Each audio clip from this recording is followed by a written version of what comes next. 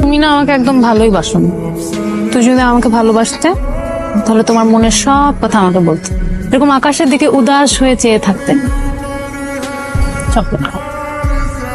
আমি একটা বিষয় তোমাকে জিজ্ঞেস করতে চাচ্ছিলাম, আবার আমার কেমন যেন লজ্জাও লাগছে। বলো। তোমাদের বাসায় রুম কয়টা?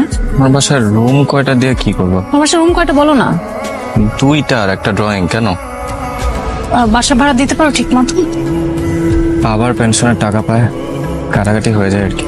3 বেলা খাওয়া দাওয়া? কি জানতে চাইতেছো? 3 বেলা খেতে পারো কিনা? পারি। তাহলে তুমি আমাকে বিয়ে করে ফেলো।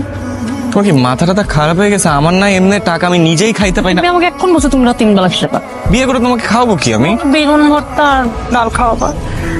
দেখো আমার চাহিদা কম, আমার হাত খরচ অনেক কম। সিফাত নামের একটা গরিবকে বিয়ে করে নিজেও গরিব হতে চাই, এটাই আমার জীবনের লক্ষ্য। আচ্ছা দেখি, মার সাথে কথা বলে দেখি।